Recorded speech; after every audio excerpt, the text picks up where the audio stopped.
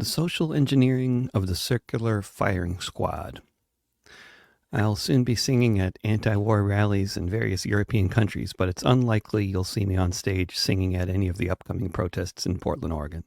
It's not because I don't want to, and the reasons why are worth a mention.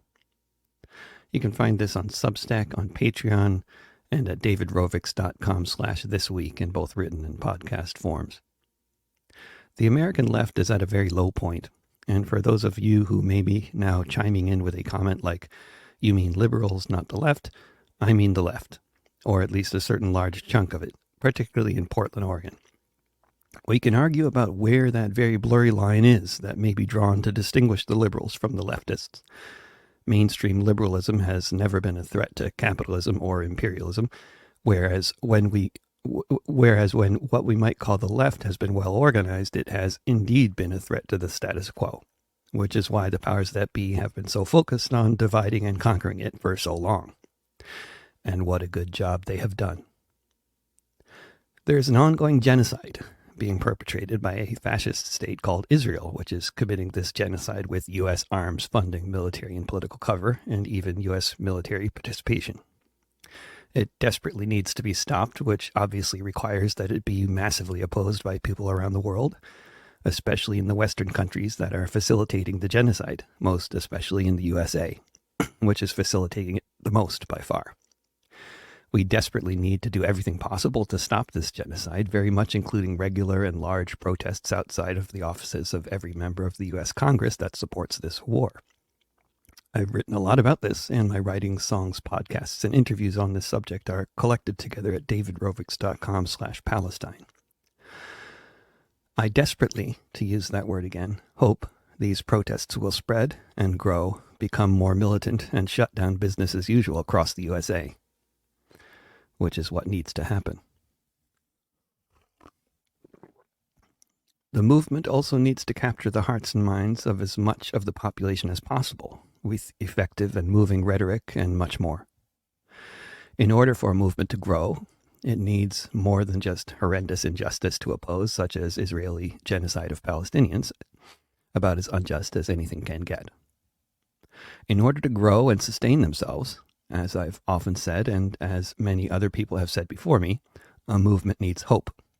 In order for a movement to have hope, especially in the face of a massive war machine with political and military support that seems to make it unstoppable, a movement needs to foster a sense of community. Fostering a sense of community involves, among other things, a powerful sense of solidarity and unity of purpose, plus friendship, food, and music. This is not to say, as the people of Gaza are literally starving, it's time to have a dinner party. I'm merely pointing out what most of the people already know and take for granted as obvious, but which significant elements of the Western world have been made to forget. Anger and guilt alone do not build lasting or effective social movements. They create good spasms of activity, a whole lot of infighting, widespread feelings of disempowerment, and that's about it.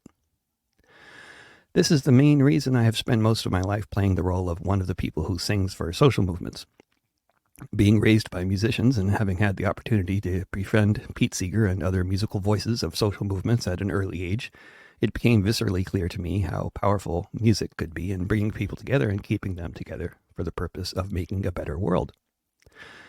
This understanding was confirmed to me when I began to discover early on that it's like this everywhere else on planet Earth too, but usually much more so. I discovered that all the big social movements have music at their cores, that everybody involved knows and loves. The Palestinians all know and love Fayrouz, Marcel Khalife, Sheikh Imam, Mahmoud Darwish, and so many other Arabic cultural figures. In Latin America, everybody on the left loves Silvio Rodriguez, Victor Jara, Mercedes Sosa, Manu Chao. Every part of the world has this kind of music, and these beloved artists singing about what everyone else is thinking about and feeling. I've been honored to be able to play this role as a movement musician performing around the world for Palestine, against the invasions of Afghanistan and Iraq, for labor unions and against neoliberal free trade bills, against expanding coal mines and oil drilling in favor of clean air, water, and forest land, etc. In my capacity as a movement musician, last week I was going to sing at a protest against our local congresspeople and their support for this genocidal war. The little sound systems we had to use didn't work, so I couldn't play my instrument through them. I made a speech instead. As is often the case, most people couldn't hear the speeches because the sound system was too small. As I was speaking, and then much more after the rally was over, I was being yelled at by a trans woman who introduced herself to me very loudly as Phoenix Singer. She was shouting at me because she was engaging in the tactic of cancellation campaigning. Like a caricature of a character from a right-wing cartoon about Portland, Phoenix was yelling at me at the top of her lungs as a performative exercise, not for my benefit, but for the benefit of everyone in earshot, in order to make sure they all know that anytime I show up at a rally in Portland, this is the scene that may unfold. My crime is having interviewed the wrong person on my YouTube channel, for which I should be forever canceled. Ironically, one of the things Phoenix was shouting about was how cancel culture doesn't exist.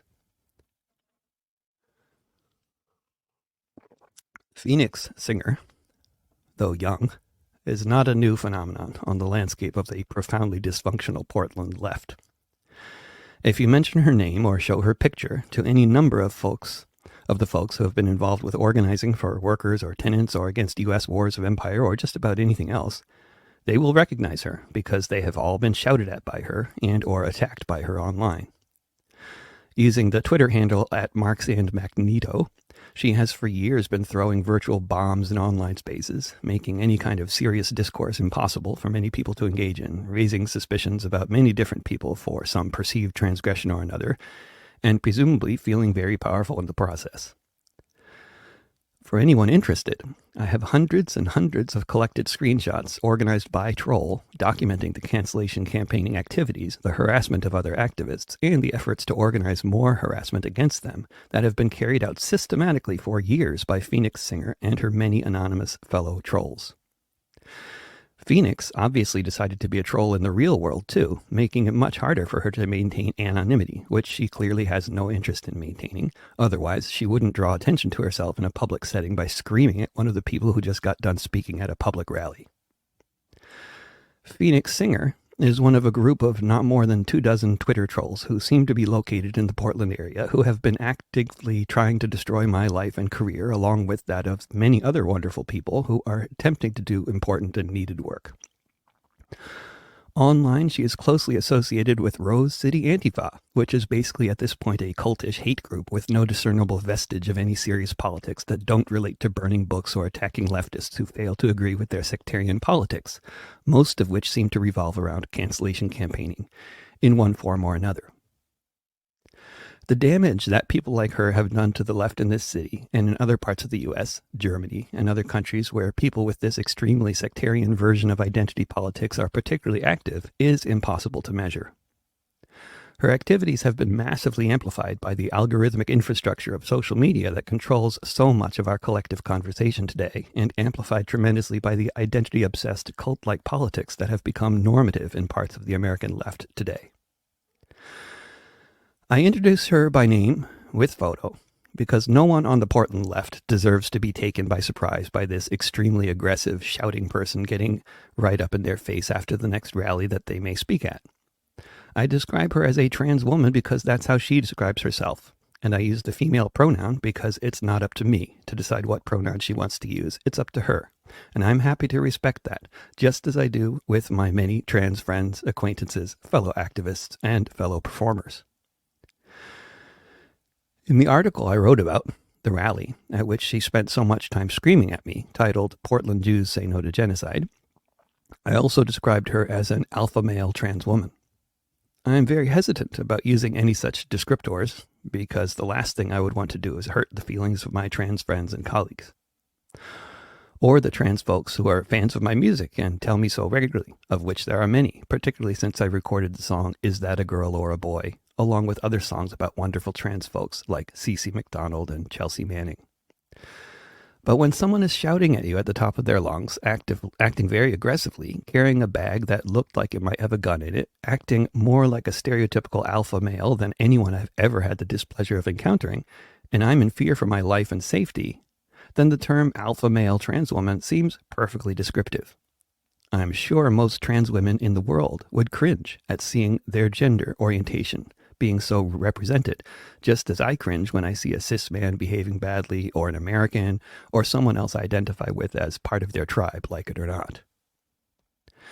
After the rally, I was included in a message thread by some of the organizers of the previous rally, announcing the next one they were planning, which happened Saturday. I tried to get the word out about the rally and planned to attend it after spending much of the day attending other rallies, such as the Portland teachers who are about to go on strike. I offered to perform and to provide a better sound system, which I just bought for just such an occasion, but never heard back from anyone on the thread. Then, a couple hours before the rally was to take place, I received an email an email that at least claimed to be from the committee that had organized the shindig on the 19th. For the record, I am sure this email had nothing to do with any of the folks who were speaking at either of the events. At that last one, almost everyone who spoke is an old friend of mine at this point, who I've known from similar rallies since I first moved to Portland 16 years ago, or folks I met before then. But the anonymous emergency organizers, whoever they may be, they don't say, had the following to say in their email, sent from the email account of someone I don't know. I quote the email in full because it's brief and is such a brilliant example of why the contemporary identitarian cult that passes for left-wing discourse is such a massive problem for any kind of forward movement to happen, unless the circular firing squad is your preferred method of organization, because your goal is failure.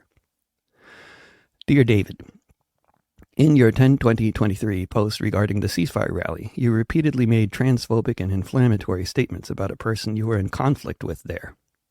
We will not engage in debate about whether she should have behaved differently, nor about your perspective on the situation.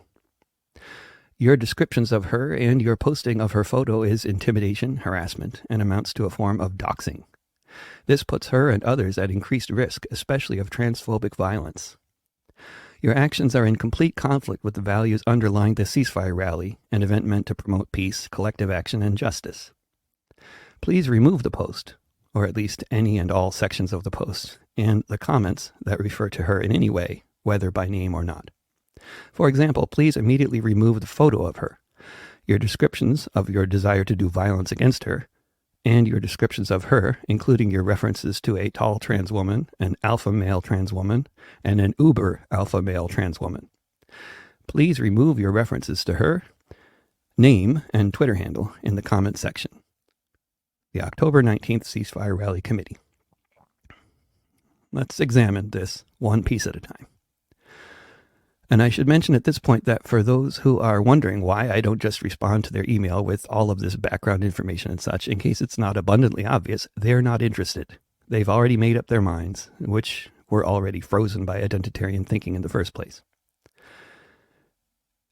Quote, in your 2023 post regarding the ceasefire rally, you repeatedly made transphobic and inflammatory statements about a person you were in conflict with there. Unquote. Wording is important. I described Phoenix's behavior perhaps a bit colorfully, but accurately. Much more importantly here, though, is the setup they are giving us, a person you were in conflict with there. If a person who, not incidentally, happens to be a tall, muscular person with male body features and a male-sounding voice is shouting at you loudly from the back of a rally, and then comes right up to your face and starts shouting at you even louder, for the benefit of everyone around them, creating a very obvious disruption, how is this someone I'm in conflict with? How am I playing a role here in creating a conflict? Quite simply, I'm not. I'm the victim of an aggressive, potentially violent person who is shouting at me. If I had my little children with me, they would have been traumatized by the event, but luckily they weren't with me that afternoon. Next sentence. We will not engage in debate about whether she should have behaved differently, nor about your perspective on the situation. Now, I never asked anyone to engage in debate with me about whether she should have behaved differently. It's very obvious to any decent person that this kind of behavior is very problematic and not conducive to movement building or community building. I can understand why no one really tried to seriously intervene, because when a crazy person is screaming at someone, intervening often doesn't help. It can just escalate things. But it was obviously terrible behavior on her part, nothing that should even require discussion to understand that. The point about not being interested in my perspective on the situation is very telling. It speaks to the fact that for the contemporary identitarian cultist, all background and context is irrelevant. Let's repeat that because it's important. All background and context is irrelevant. That's what these folks will tell you, point blank, and that's what is being communicated in this sentence. The background to this concept is that I have transgressed by saying transphobic things that may endanger a trans woman, and therefore the context that I've been a victim of her and her friends campaigning against me on and offline for years, doxing me, spreading lies, and throwing virtual bombs everywhere, doesn't matter. It's just beside the point, because trans women are automatically victims, and cis men are automatically aggressors. The assumption of victimhood for trans women and for other marginalized groups in the course of conflicts with cis men, white people, or others considered to be the privileged actor in the drama has been a gigantic ideological gift to those doing the work of keeping our country in such a divided and conquered state. Anytime someone wants to get someone banned or canceled, or to raise suspicions about their character, just find a marginalized person to make an accusation. Since it's very hard to find many people who actually want to do that, there has been a disproportionate reliance on trans women in many different scenes, including here in Portland, to play this role. This is an observation that many other people have made, and it is by no means a reflection on the broader trans community, the vast majority of whom do not act anything like Phoenix Singer. But it's worthwhile to explore the question. Does this phenomenon of very aggressive trans women disrupting events from Portland to London have anything to do with the background of the trans activists in question, such as the fact that they're all trans women who grew up as boys, rather than trans men who grew up as girls? The fact that is impossible to ignore for anyone involved with the left in Portland or London or many other cities, that those in the trans community engaging in these kinds of tactics all grew up as boys. I've never seen a single trans man, FTM, behave this way, anywhere. I've also never seen a person of color disrupt a rally this way. The disruptors I've seen doing this kind of thing are always white and always grew up as boys, whether they still consider themselves to be boys or not. It's not a coincidence, but rather a consequence of how white boys are raised in this society as opposed to other groups. And I insist that it is not transphobic to make a basic sociological observation like this unless all sociologists are automatically transphobes. Next sentence. Your descriptions of her and your posting of her photo is intimidation, harassment, and amounts to a form of doxing. My descriptions of her were descriptive. She was aggressive and scary and shouting. She was harassing me and being very intimidating. I posted her photo to warn others about her, because everyone should know about the obvious provocateurs in our midst. To dox someone is to expose someone's home address or workplace. I did not do that. Phoenix Singer is a very public person who goes to rallies and shouts at people publicly. She's not hiding or trying to lead a quiet life. Oddly enough, however, Phoenix and her tiny band of cult associates on Twitter are on record publicly celebrating the fact that I was doxxed. Whether it was by her or by a beloved associate of hers, I don't know. Certainly by someone she knows and loves, if it wasn't her specifically. Flyers denouncing me as an anti-Semite and containing many other completely untrue allegations were put on car windshields all over my neighborhood in 2021, which contained my address, a photo of me and my car, etc. Next sentence. This puts her and others at increased risk, especially of transphobic violence. The fact that an angry, shouting, possibly deranged person was behaving as she did could potentially put a lot of other people at risk. I felt very at risk. I feel at risk every time I go to a rally because of Phoenix Singer and people like her in little anarcho-Puritan, identitarian, cultish, Rose City Antifa circles. I used to feel safe bringing my kids to rallies, but no longer. Transphobic violence? The only actual threats of violence here have been directed at me. That doesn't matter? One of Phoenix Singer's tweets soon after the rally, in no uncertain terms, explained that I was a fascist and should be beaten by a gang of people with baseball bats. She did this in meme form in order not to get kicked off the platform. Next sentence. Your actions are in complete conflict with the values underlying the ceasefire rally, an event meant to promote peace, collective action, and justice. My actions, being a blog post that was entirely accurate and described being verbally assaulted by Phoenix Singer at a rally called to oppose a genocidal bombing campaign. Not my actions in the past several decades of singing at rallies like this one all over the world. Peace, collective action, and justice is what we so desperately need. and achieving any of these things while spending any time attacking me because I wrote a blog post about being verbally assaulted by a screaming person after a rally is not the way you'll achieve any of those things.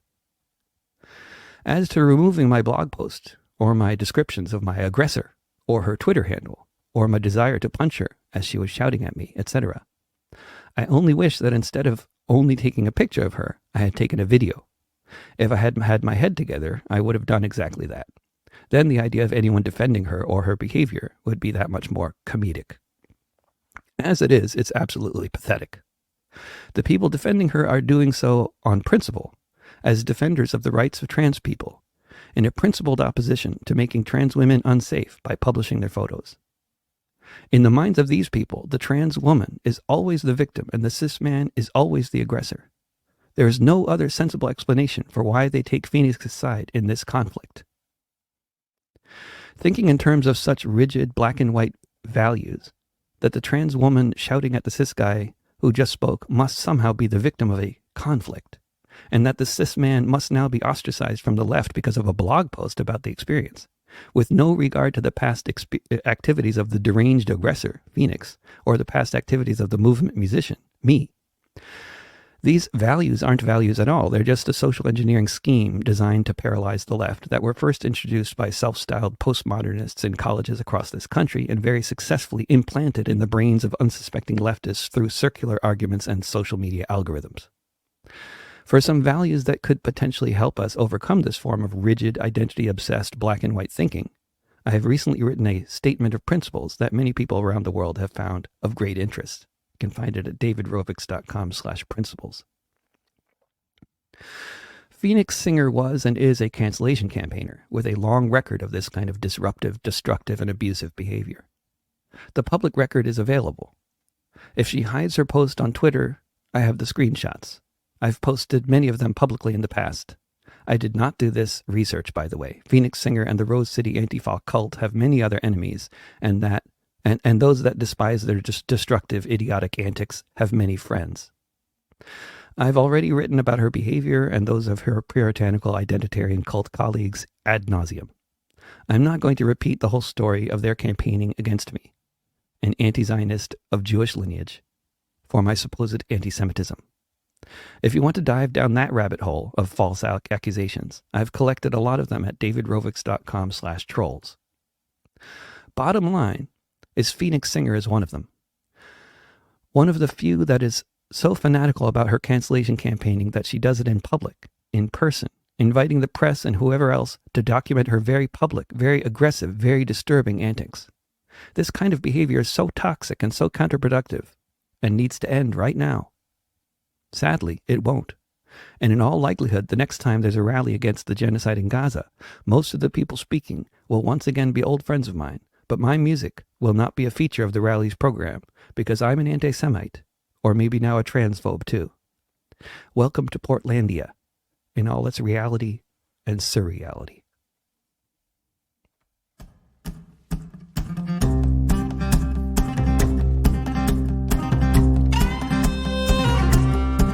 A lot of white men in this world who turn out a lot like Dean Schmitz. Homophobic, racist, bigoted, and mean. He grew up to be a hard man, did the things that hard men do. Picked fights, went to prison, got a swastika tattoo. CeCe McDonald is a child of creation, and she's black and she's trans, an often deadly combination. She went out with friends one night, as friends often do, which is where she met the man with the swastika tattoo. CeCe McDonald wasn't looking for a fight. She was just out for the evening to have a drink, perhaps a bite. For Dean Schmitz, the same thing was not true. That's how it is when you're a guy with a swastika tattoo.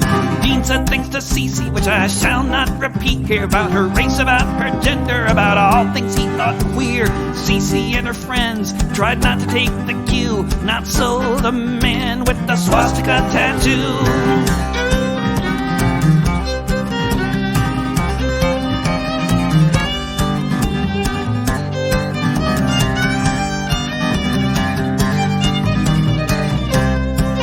First blow was was from a bigot, a beer mug to the face, which left Cece bleeding all over the place. Cece left the building, but then the next thing that she knew, she was confronted by the man with the swastika tattoo.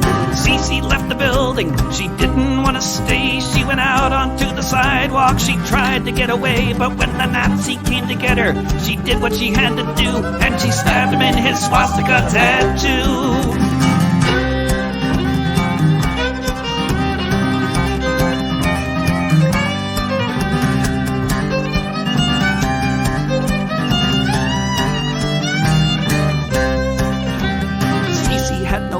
But sometimes you can improvise, so she tried her sewing scissors on for size. Turned out they were sharp, turned out her aim was true, and it was the last day for the man with the swastika tattoo. Cece called the cops, and they took her off to jail. She was sentenced to 3 years, but she lived to tell the tale. That's one more woman who's still breathing, and one less Nazi who had upon his chest a swastika tattoo.